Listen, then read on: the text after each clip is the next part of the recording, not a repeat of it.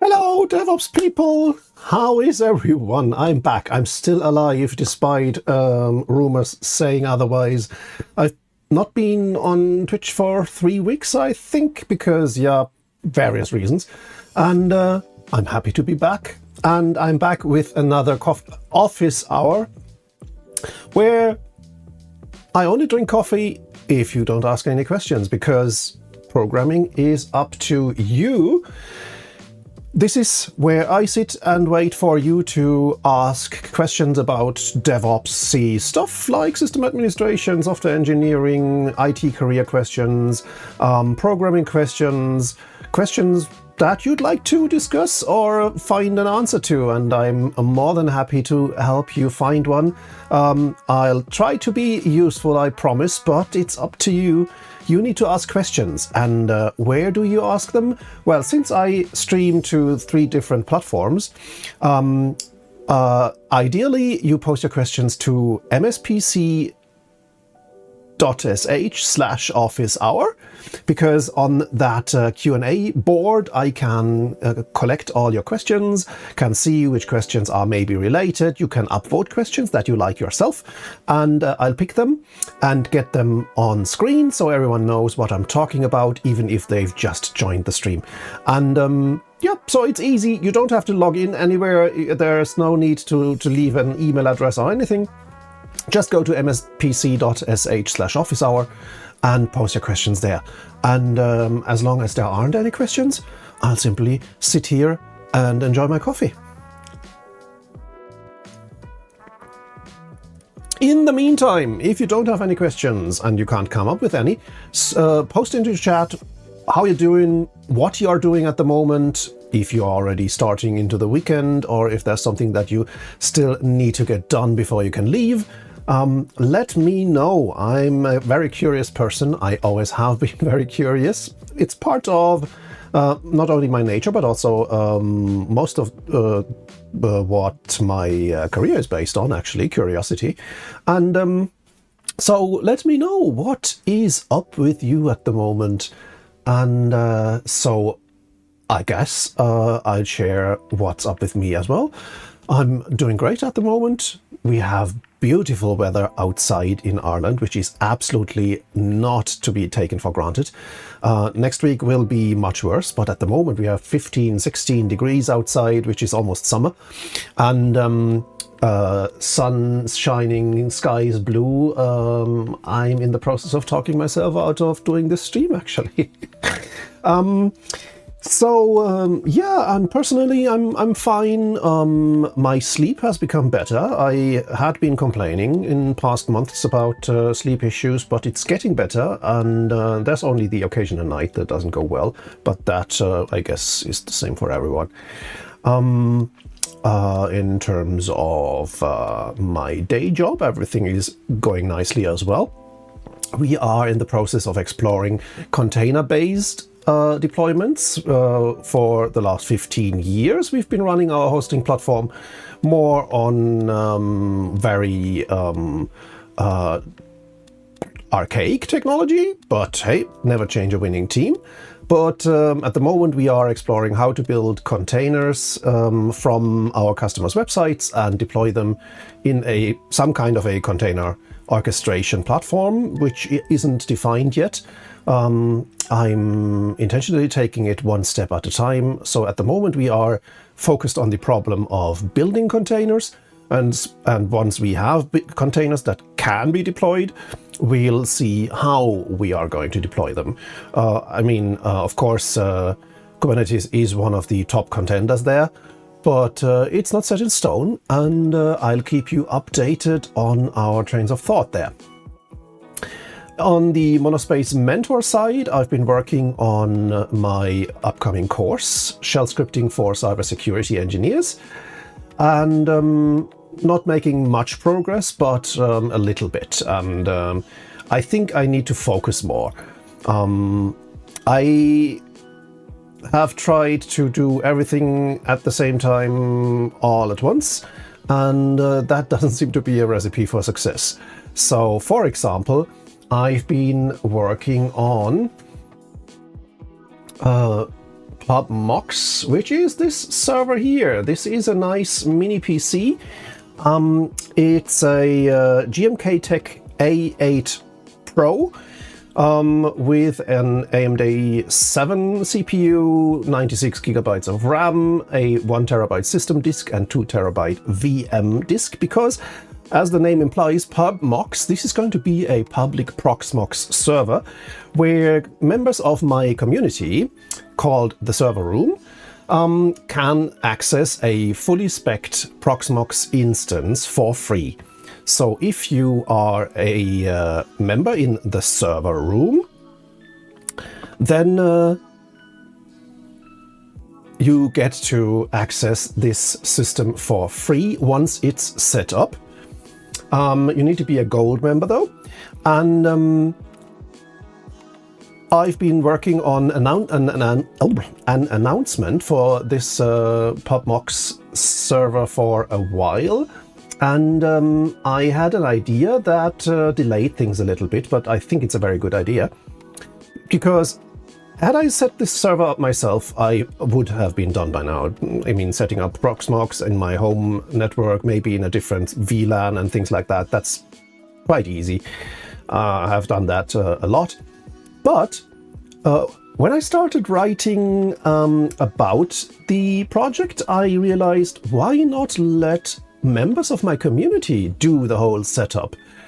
And that basically turned into some kind of a micro internship, where two people who are members of the server room will be able to first write the specifications and basically all the implementation details for PubMox.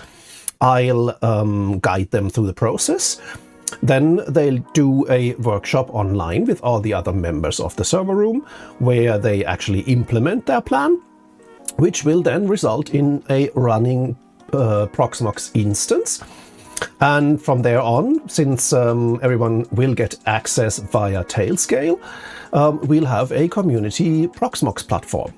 But the micro internship doesn't end yet, at least it doesn't have to, because I thought, well, why not offer people the opportunity to do the day 2 operations as well and gain really, really valuable DevOps experience in running a platform, doing incident management, doing regular maintenance, doing communication about changes in the platform, about maintenance windows, about outages, all that stuff. And so that's going to be a bigger project. And so I'll have to sit down and write a little bit more to introduce the whole project and to allow people to apply for this kind of micro internship. And so this is going to take a little bit more time. On the other hand, I'm trying to launch the shell scripting course. And since I'm doing Monospace Mentor on the side, it's a bit difficult, and I think I'm making it harder than it needs to be by trying to basically keep all these plates spinning at the same time and nothing making tangible progress. Excuse me, just a second.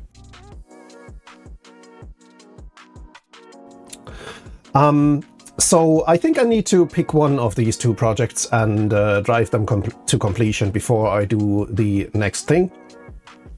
And that decision hasn't been made yet, so I might take some time over the weekend to think things through and see where I'm going to end up. But yeah, other than that, all things are great, and I'm very happy with how things are at the moment. On the personal side, I'm also making a lot of progress doing karate. I've been taking karate class since fall of last year, and making quite nice progress. I did lapse a lot. I had a break of 20 years, so my body really isn't used to all this exercise anymore, and but I'm getting there, and so I'm quite happy to see my improvements in terms of endurance, in terms of flexibility, all that stuff that's necessary to do karate on a certain level. And so yeah, everything's great on my side, but how are things on yours? And of course, don't forget, this is my office hour, so if you have any questions in the DevOps space, and I'm not going to constrain that topic space in any significant way, then post it to mspc.sh/office hour. Time to get more coffee before it's getting cold.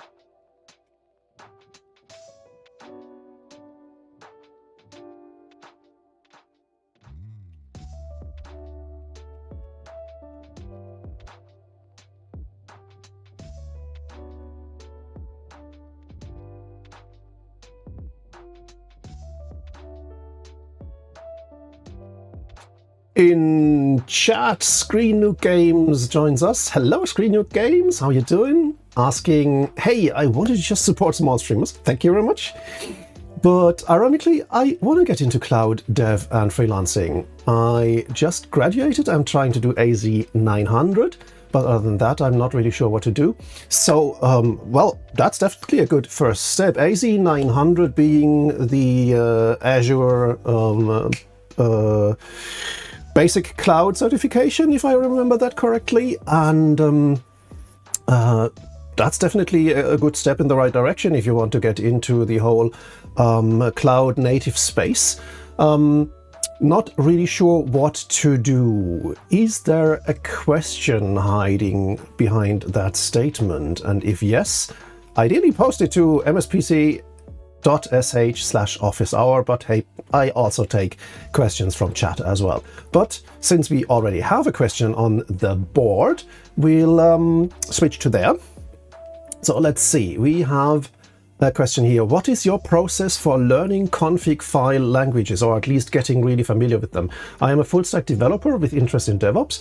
When I dip into it though, I always feel overwhelmed with YAML, Dockerfile syntax. It's not conceptually hard to understand. It's more about having to recontextualize every time, and the small difference is taking up a lot of time. I also don't mess with these configs every day, so coming back to it feels like a chore. Any tips? Thank you for your time. You're more than welcome, and hey, I feel ya. I'm the exact same way. There are so many different configuration file formats out there. even if they share the basic foundation of being YAML, every software and app seems to have its own schema and way of thinking.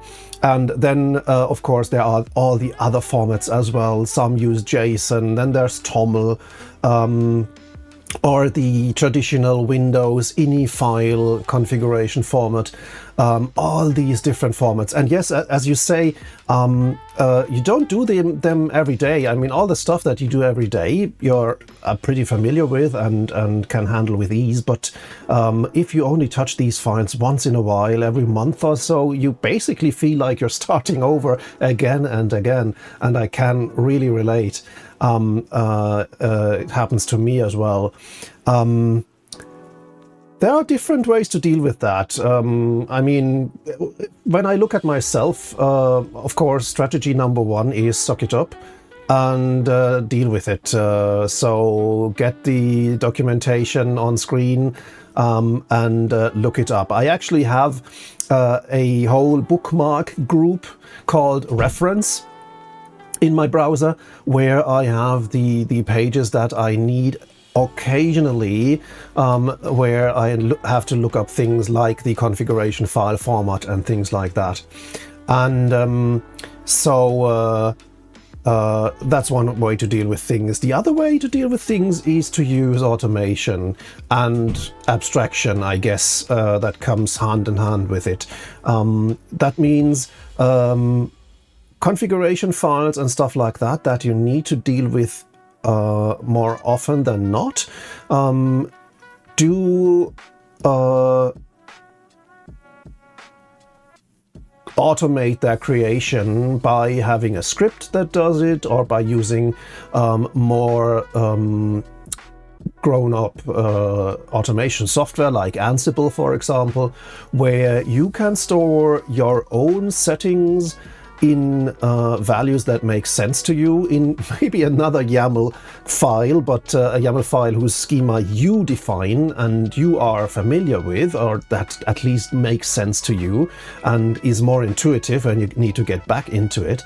And then use Ansible to translate that homegrown configuration syntax into the one that the application in question needs. And that, of course, will give you a little bit more DevOps experience as well. Even though you are just solving a very minor problem by using tools that are common in the dev and ops space, like Ansible, for example, where it comes to deployment and automation, especially if you need to deploy a lot of servers, like I have to do in my day job, for example, where we are running hundreds of Linux servers for our hosting platform. Automation definitely helps.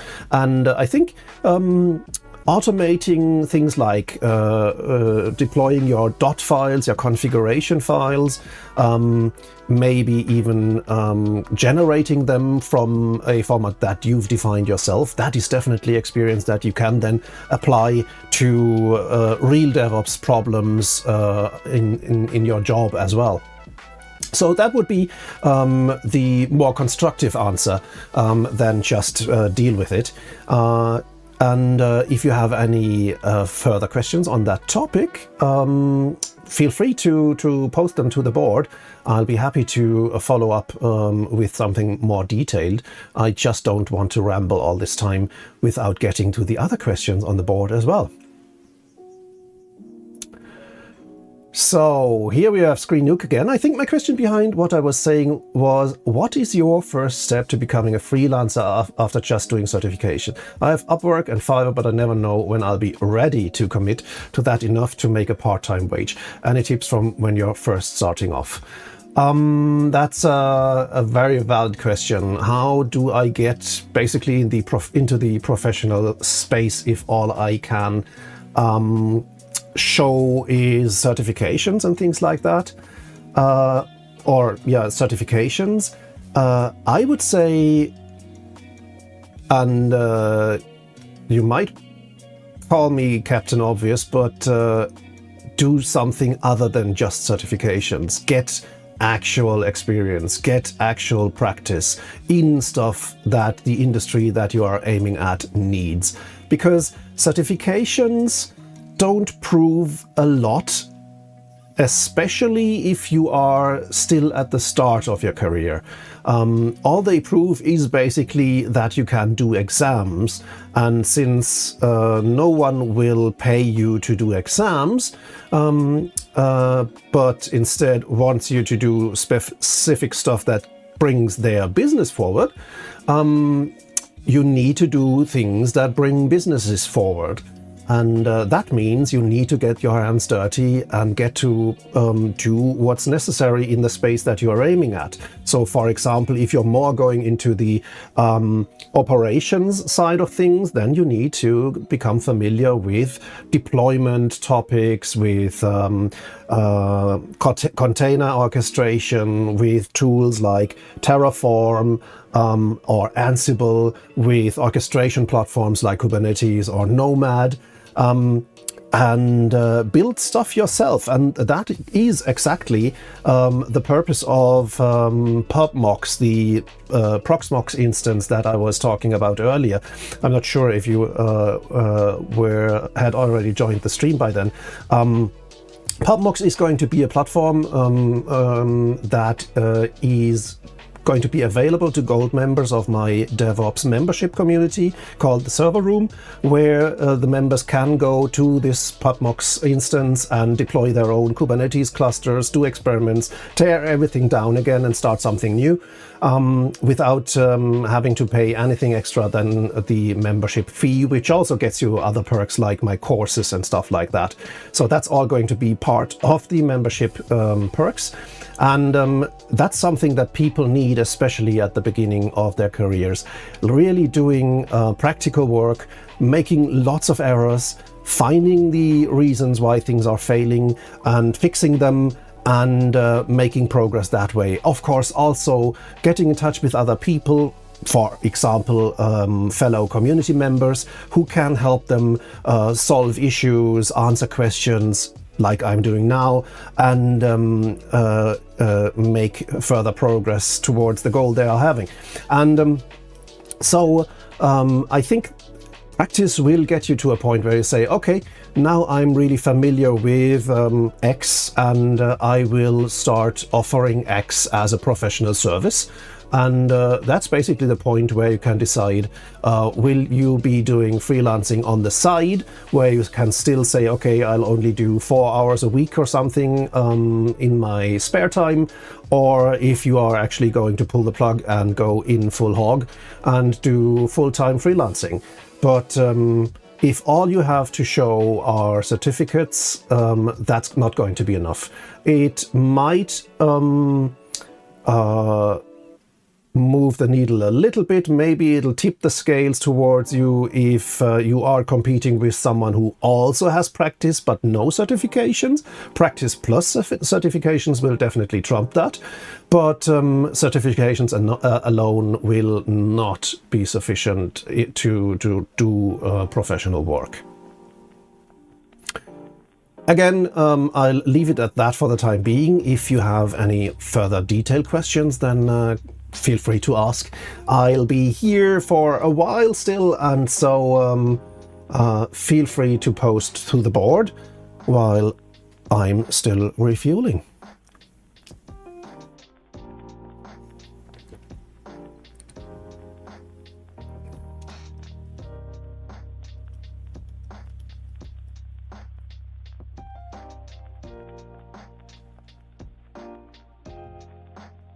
And hello, Hyde, by the way. Nice of you to stop by. How are you doing? How are you on this nice Friday afternoon?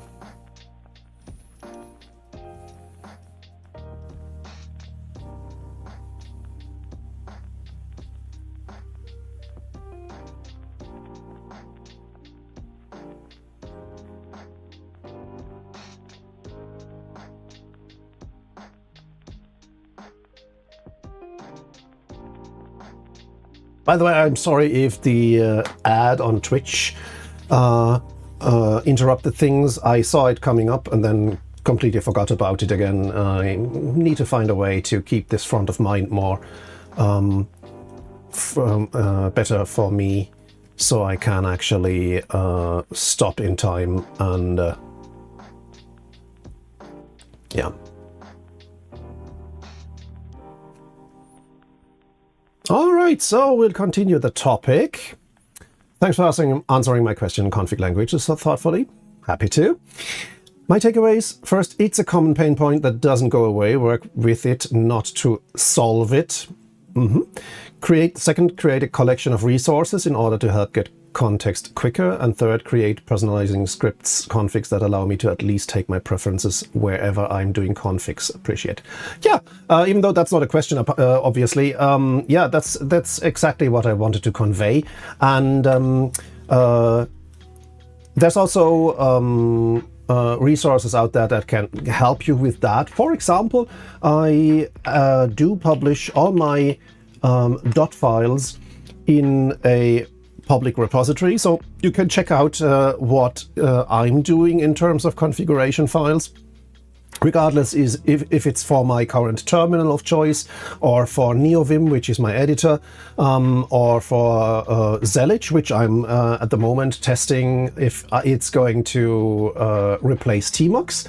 And that's something where I try to help people like you as well, so you can actually check out how I've organized my dot files, how I deal with specific things, with installing dependencies for specific configurations and stuff like that. And if you have any questions there, you can, of course, also reach out to me on my socials and ask questions there if there's something in my dot files that catches your interest or gives you further questions.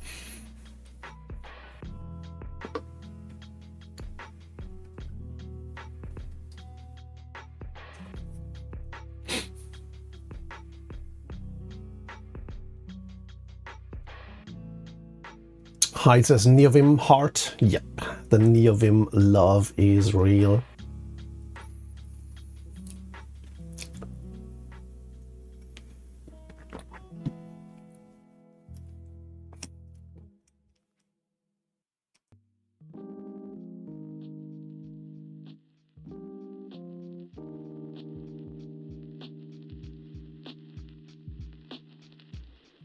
I can definitely feel that it's getting spring.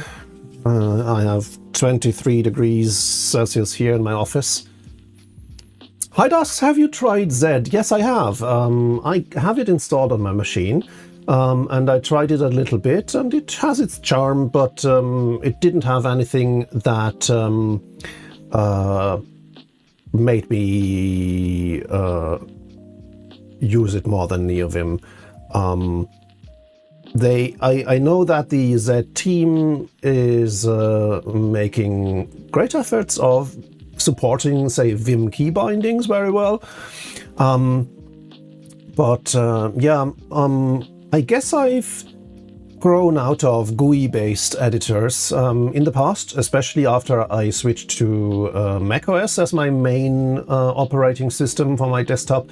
I used editors like TextMate and Sublime Text, but after switching to Linux and working in the terminal or developing and doing my DevOps stuff in the terminal all the time, NeoVim just made more sense, and with all its plugins it really covers everything I need to do. But I kept Zed around, and it gets updated automatically, so when I go into Zed the next time, I'll probably be surprised by new features and stuff like that. But so far, it didn't break my friendship with NeoVim in any way. It goes on to ask, and with NeoVim, did you build your own config or used NVChat and other built configurations? I built it myself. I started out using vanilla Vim, and built out my configuration there. And when I switched to NeoVim, I basically just migrated my Vim configuration over, so the whole Vim script thing. And to this day, my main packages file and my main init file is still Vim script. But from there it then branches into Lua-based configurations. Everything I added new is now based on Lua configuration, but I never got around to migrate my main init file as well. I guess eventually it'll turn into an init.lua as well, but again, I didn't see any reason to do that. That's more of a completionist thing than anything else. If it works, it works. And that being said, I did definitely look into many of these pre-built configuration packages, especially when I wanted to implement something specific like LSP configuration, for example. Instead of trying to build it from first principles, I looked into a few of the common repositories to see how other people built that plugin configuration and adapted it myself. But yeah, as you can see in my dot files, it's all basically homegrown by now, and I'm happy with that because I do understand what it does, and I can make changes to it if I need to, which is not always the case when you simply copy what other people have built.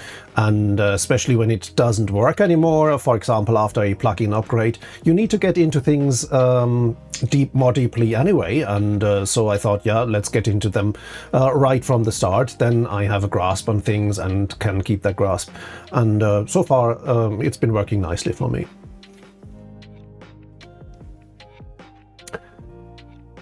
Oh dear, here we have a question that that has a risk of derailing this office hour completely because it's about keyboards. Are you using any special keyboard layout or just good old QWERTY? You might actually have been asking this question because there are so many keyboards behind there.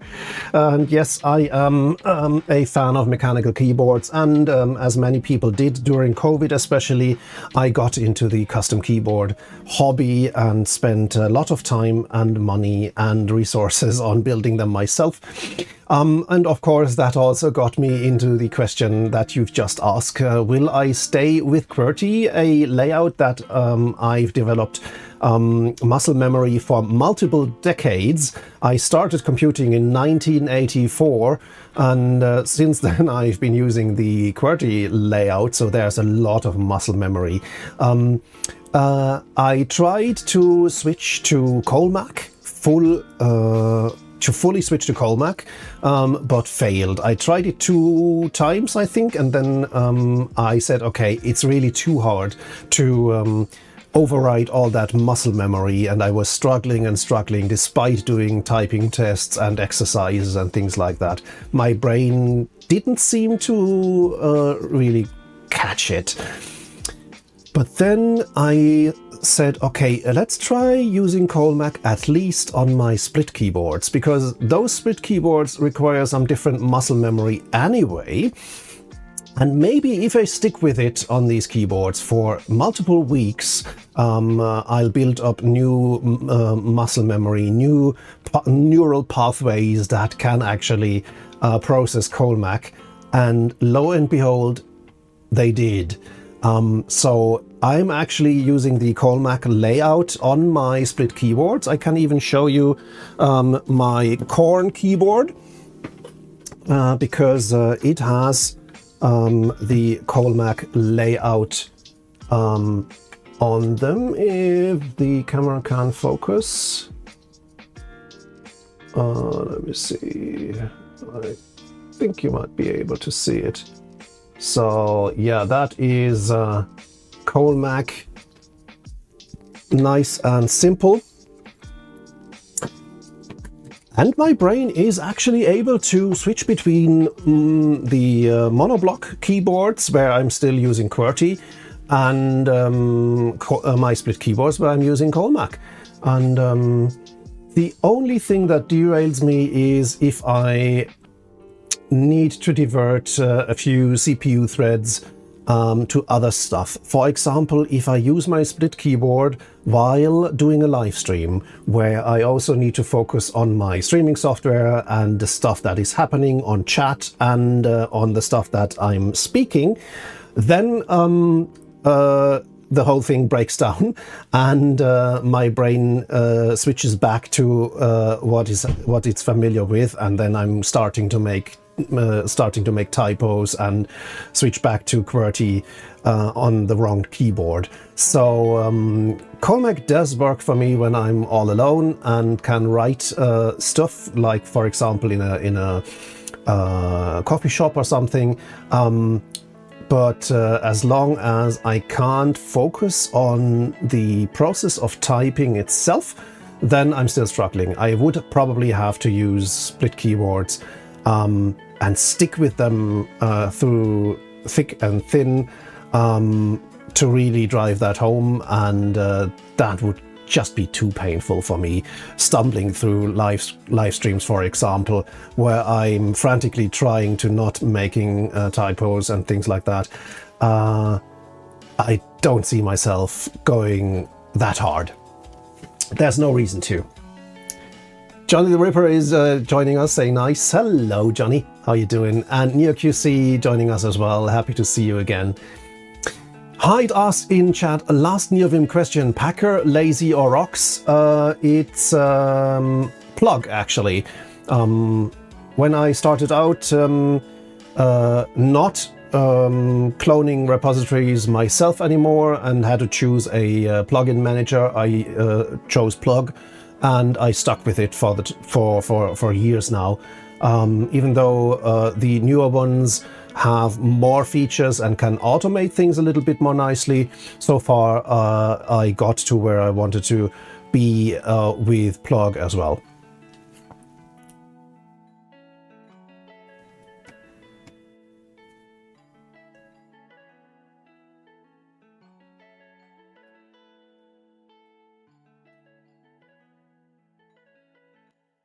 If you've just joined us, this is my office hour in which I answer your questions. That's all I'm doing here for the next few minutes. And if you have questions outside of this stream, then definitely consider joining the server room, my membership community, where you get access to all kinds of stuff, like a very friendly and inclusive forum,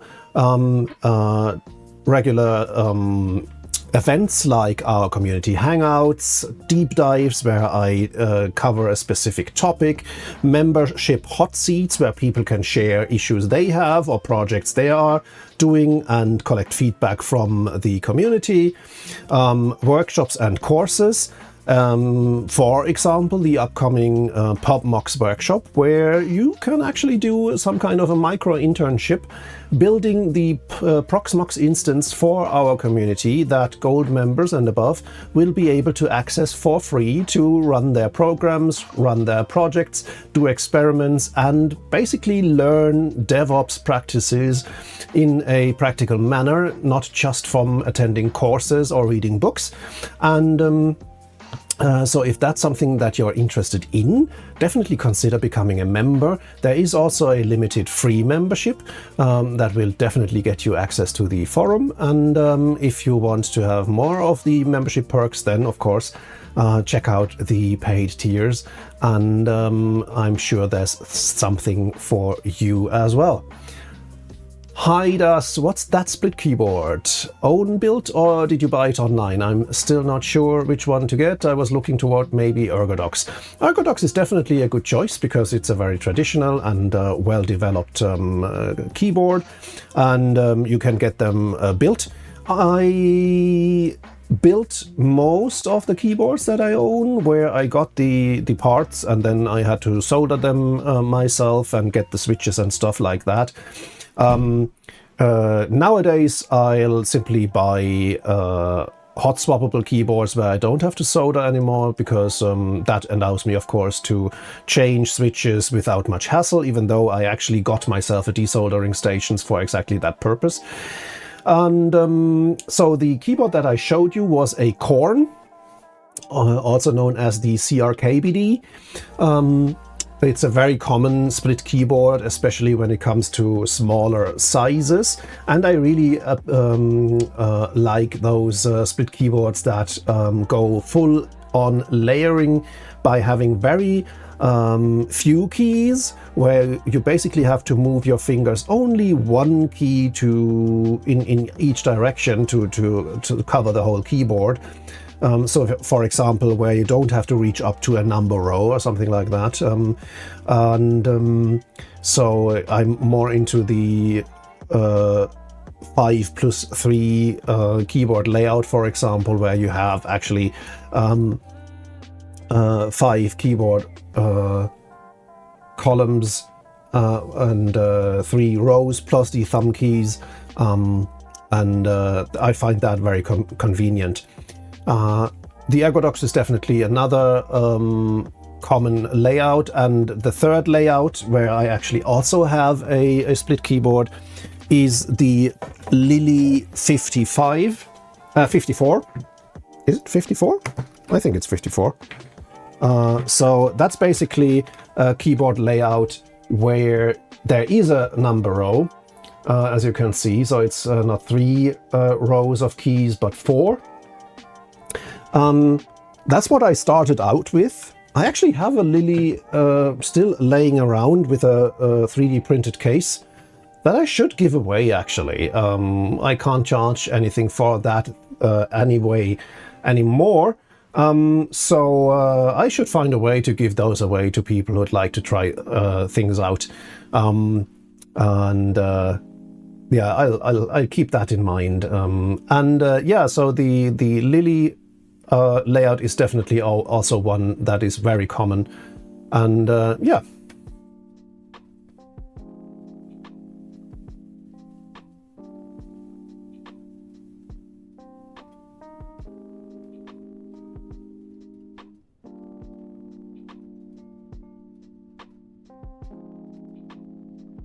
Balthazar joining us. Hello, how you doing? Good to talk to you again. We already talked on Friday night when we had our last community hangout. The hangout is on every second Tuesday of each month. So last Tuesday was when that happened, and we had a great talk there as well. I love those hangouts because there's no specific topic, and we can simply shoot the shit about anything we like, and I find that very enjoyable. One of the reasons why I'm running a community is because I really like to share stuff with other like-minded people, and so far this has been working out very nicely.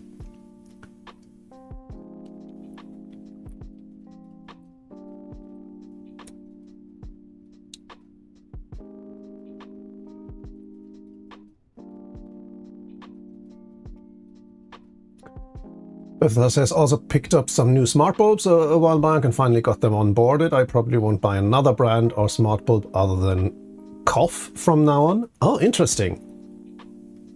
Well, you are a smart bulb yourself. I've never heard of that brand, actually. Let me look that up.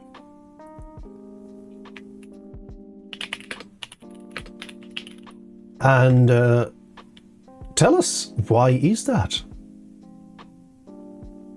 Kaufman Home Automation. Ah, interesting.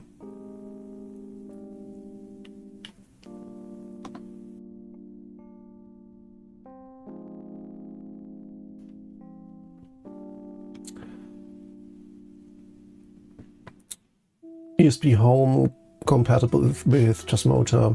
Made for Home Assistant. That's very nice to see that spelled out so prominently. So they do Zigbee as well, I guess. Nice. I'm not sure if you can get those over here in Europe.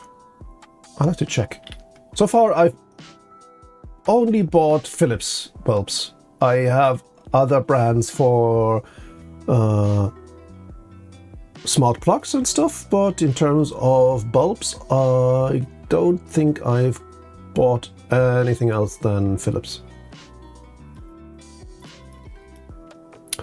Oh, they're from Germany, actually. Yeah, the name definitely sounds German, but I did not assume that that's where they are based as well.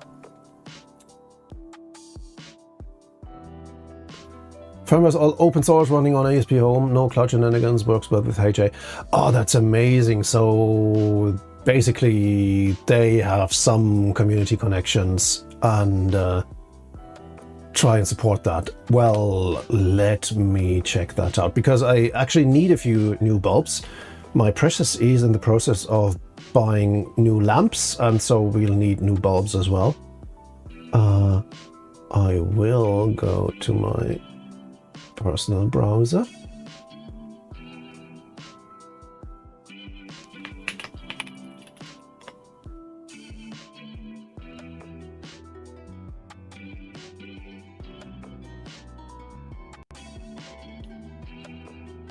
And let's see, common bulbs. So I guess it's double N. Huh.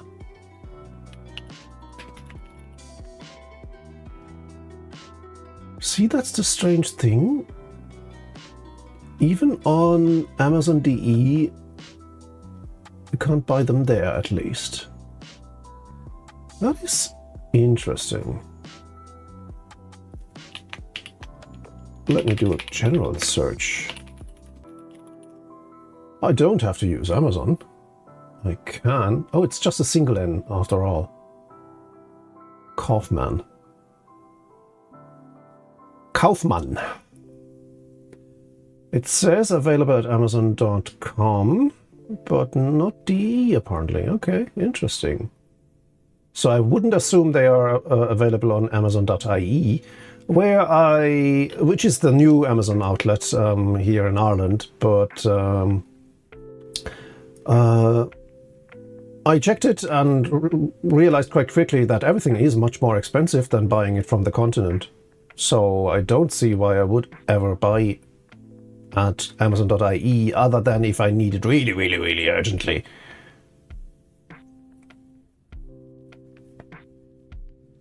So let me see. Do they have their own shop? No, they don't.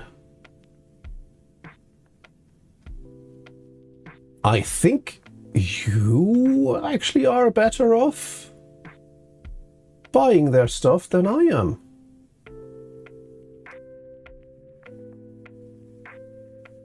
That is surprising. Well, it's Kaufmann Home Automation LLC, so that's definitely a US-based company.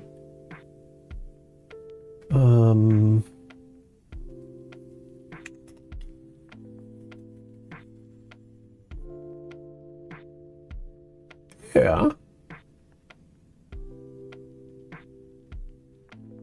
I think that's actually quite unfortunate.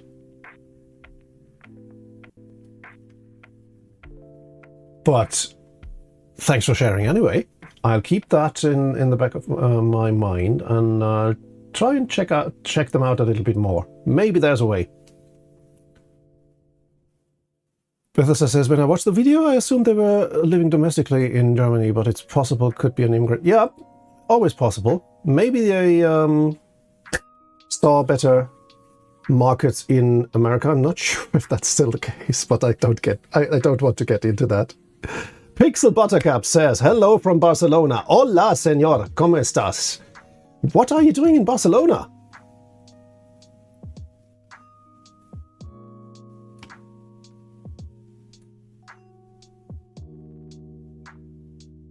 Vacation? I don't want to learn anything more. Visiting family and stuff. That's amazing. Well, I'm really happy for you. Oh, Spain. I need to get back to Spain as well. In recent years, I visited Spain at least once each year. One time I went to Valencia with my family over Easter, which was amazing. Already great weather and we had a great time. Last year I went to Barcelona for DrupalCon. which was also amazing. It was, I think, in September or October, but still amazing weather. And yeah, I love Spain. I need to get back to Valencia again. And we also spent our summer holidays. When was that? I think in the year in between Valencia and Dubrovnik, we spent 2 weeks of summer holidays in basically exactly the middle between Barcelona and Valencia, which was really great time as well. We went swimming in the sea and saw starfish and all kinds of stuff, which was really amazing. I relaxed the heck out of that vacation. I don't want to think about vacation. I'm just in the process of getting a little bit more productive than I was in recent months. 22 degrees here, but that's amazing. 22 degrees is really the sweet spot, I think. That's basically the max I'm going to get here in Ireland, which is okay. I'll enjoy 22 degrees and I don't have to have 30 degrees and more.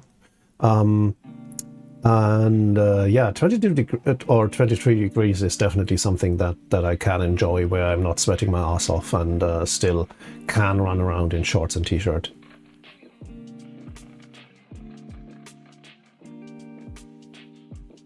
Balthasar says, one day I'll make it over to Europe, you know, assuming they let me in the country. Hey, we'll let you in anytime. Promise you won't get detained at the border. You might coming back, but that's nothing we can influence.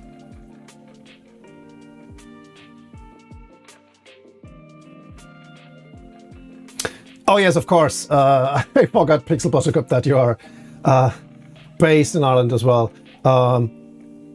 Yeah, at 20 degrees, people not only start melting, they also turn a very ugly color, and I'm always really concerned about these people.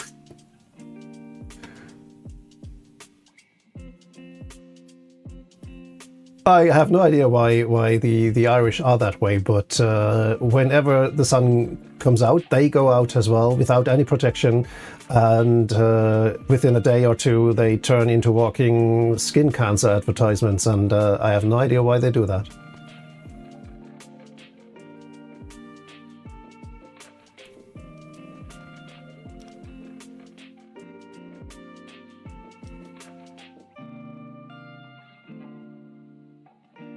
But that's not the main topic we are covering today. The main topic is up to you.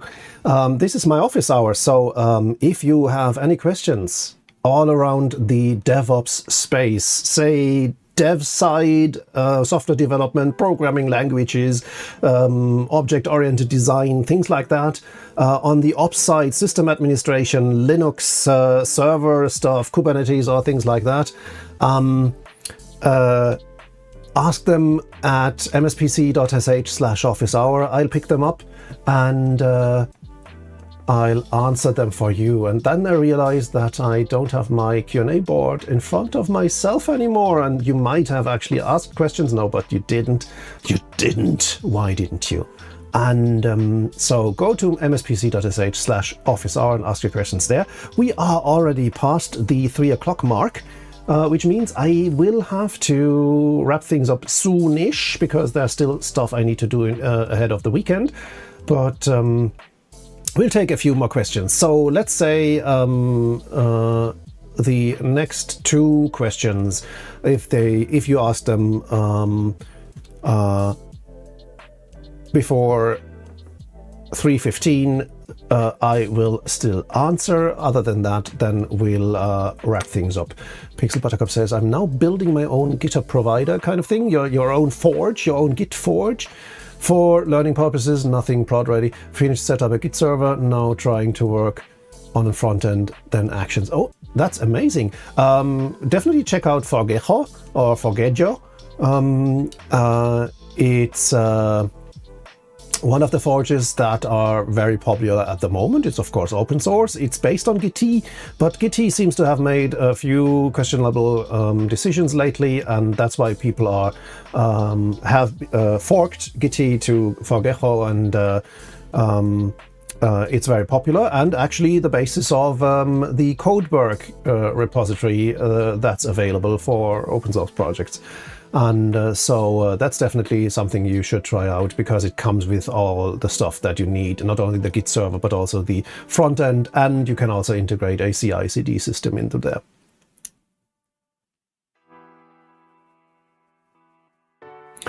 Bethesda says, I've been musing as to whether I could migrate from Git to Forgether, but blah. I have no idea, since one spawned from the other, shouldn't be migrating be quite straightforward? Did they change so many things that migration has become a hassle?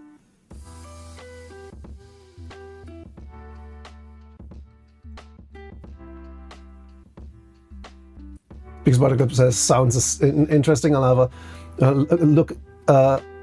Thought about calling it Gitzilla, but sadly it's taking... Of course it is. Still, that's a very funny name.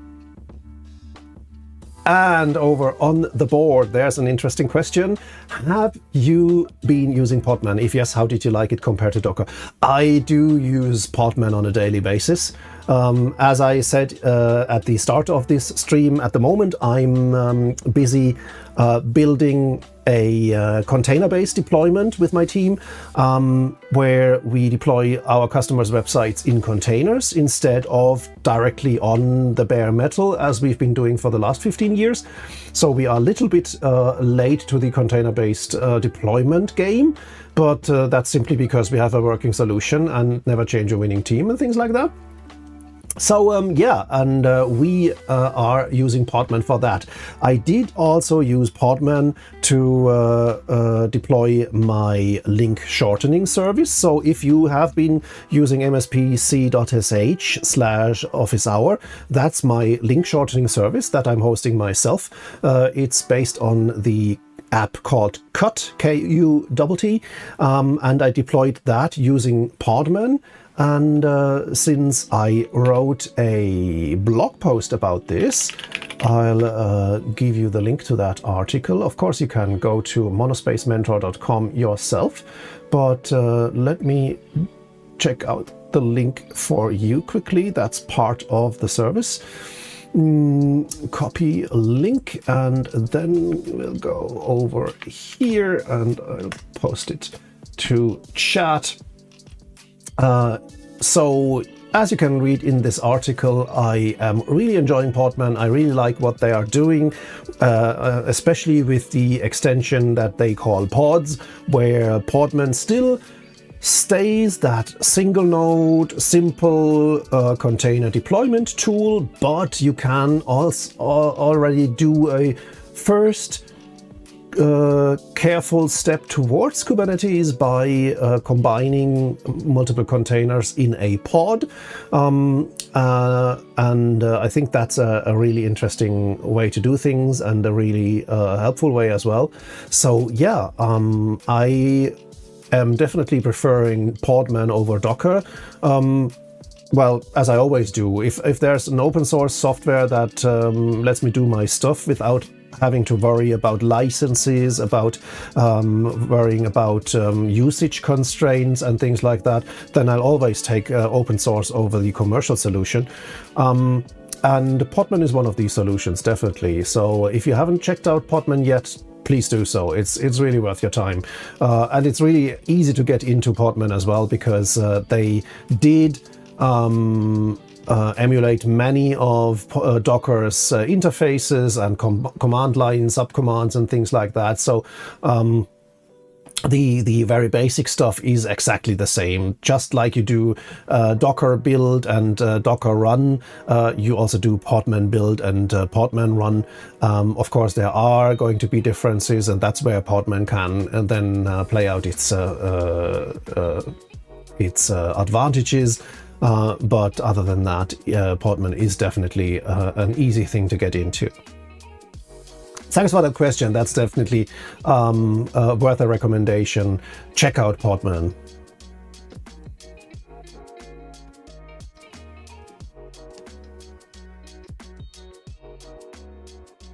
Bethesda says Podman's even largely compatible with the Compose spec. That's true. If you have a Compose file, then Podman Compose will happily ingest it and do the same stuff. And then you can actually go and turn that compose stack into a pod, and that makes it basically Podman native, and allows you to deploy it on other servers and things like that. So yeah, definitely worth a look. By the way, just as a hint, maybe it'll help you and help you avoid confusion. If you have Docker installed and Podman installed, then Podman Compose will actually prefer Docker Compose behind the scenes. So it'll run Docker Compose with all its, according to its own specs.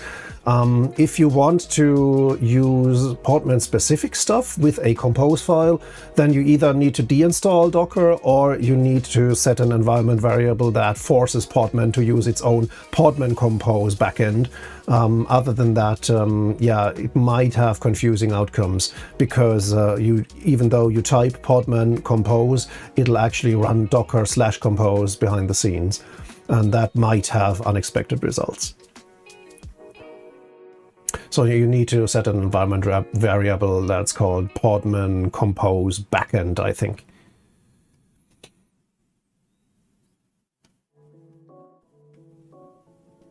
All right, it's 3:15. I think I'll have to wrap things up. This has been fun. I'm happy to be back after 3 weeks of hiatus. I'll try to be more online more often and maybe do a co-working stream or two next week. Yeah, so thanks for stopping by. This was fun. I hope I could give you some useful advice on your questions. Thank you for asking those questions. Without your questions, this wouldn't work at all. And I'll try to be back next week. Now I'm going to do a few more things to wrap things up for this work week and plan my upcoming week, and then I'll go into the weekend. I wish you a great Friday and a great weekend. I hope to see you again next week.